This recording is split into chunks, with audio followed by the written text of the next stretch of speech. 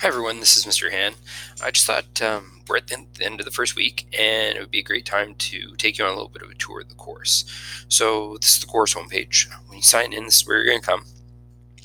And first thing we're going to notice is that we have a news item here. I will try to update this at least once or twice a week with relevant things that are going on in the course, as well as some informational items that I think might be of interest. When you come over to the right here, this is the content browser.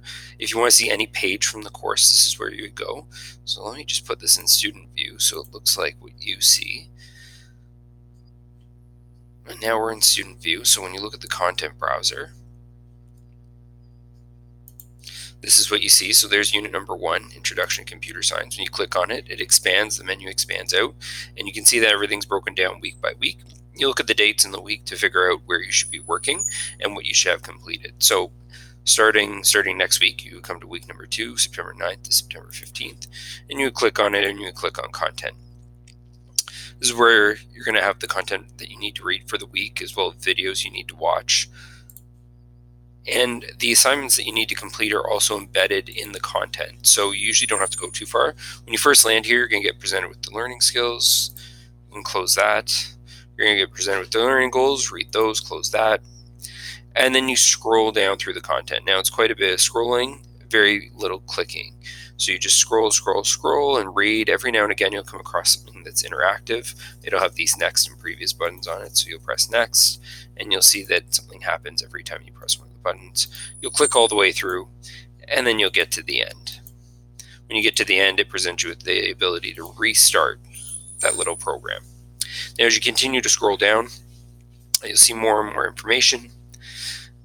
And as we work our way down here, you'll see some questions that you can do for practice, and they'll have answers that you can check along the way. If you happen to come across something that has an incorrect answer, please let me know right away. I can make a correction either in the module itself or in the answer itself or both. Now, as we continue to scroll down, you'll see that there'll be these sort of green-gray colored boxes. Okay, they'll have this icon up in the top left-hand corner with an arrow and a box. That's for the drop box. And you'll see in the bottom right-hand corner, there's a button that's called Submit Your Work. So when you click on the Submit Your Work button, that's where you will go to the Dropbox. When you click on there, it's going to take you right to the Dropbox here, and this is where you're going to add a file. Now, let's say in this week, for instance, I was going to submit a NetBeans file.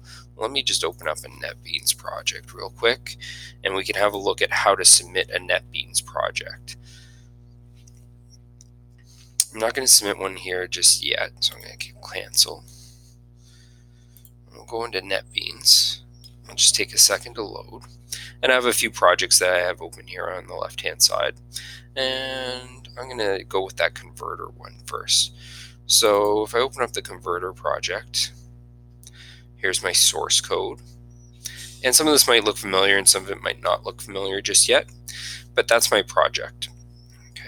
Some of the projects that we build will have actually a graphical user interface, and we'll talk about how to do that later on in the course, but the source code is in one tab.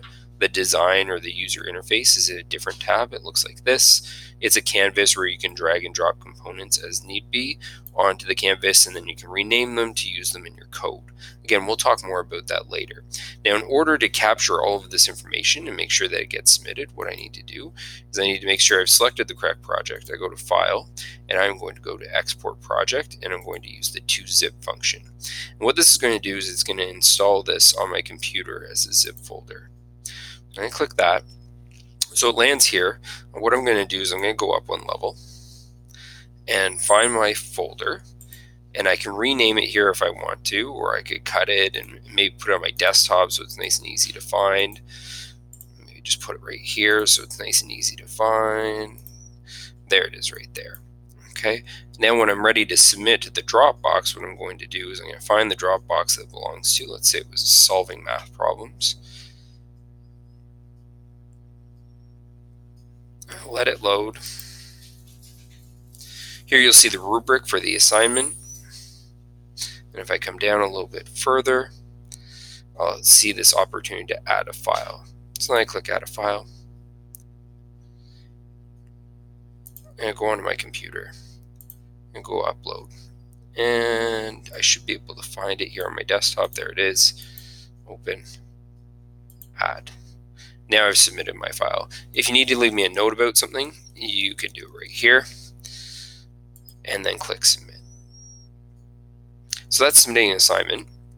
Some other parts of the course I'd like to introduce you to just while we're here. So we can scroll down. What you'll find here in the bottom right hand corner is the calendar. So it's got all your upcoming due dates and deadlines. So that activity 2, the variables assignment, it's due on September 11th. And then the final project for that week, activity number 2, solving math problems, is due on September 15th. And then the first few problems are also due on September 15th. And the first quiz is due on September 20th. So this allows you to sort of plan out your time as you're completing stuff and see when upcoming deadlines are about to arrive. And just below that, you'll find my contact information for here at the school. Some other places that we should have a look at, the communications tab. You can click on here. There's a number of tools that are available to you. One of the ones you might want to use is the email. You can email me in the course. I would suggest emailing to my Gmail account. It's a little bit faster. Class lists, if you need to contact anybody else in the class. And then the discussions tab allows you to find any of the discussion boards that you need to submit to. And that's an important thing to note, is that in the course content, there's also places to jump into discussion boards. You need to be contributing regularly to discussion boards in order to get full marks in the course. The calendar is available up here as well. And then in the assessments tab, this is where you can find all your assessments. So the Dropbox, all your grades, if you want to see how all your grades are playing out, quizzes, rubrics for the Dropboxes. We don't use class progress self-assessments or surveys very much in the course. And then finally, in the top left-hand corner, you have the content. Again, that's just another way to access the content browser. Up here in the top banner, you can find access to other courses, the email. So if I've sent you an email in the course, and sometimes I'll do this if you've missed an assignment, will be here. So you can open up email from there. Any notifications I might have sent through the course, like through the pager or something like that, might show up here. And then any major notifications, like a change to the news items, will show up here. So if there's any content changes or major news items, they'll show up as a notification under the bell. So that's an introduction to the course. If you have any questions, please feel free to call me here at the school, or reach out to me on Hangouts or Gmail or the class email tool. Again, thanks for watching. Have a great day.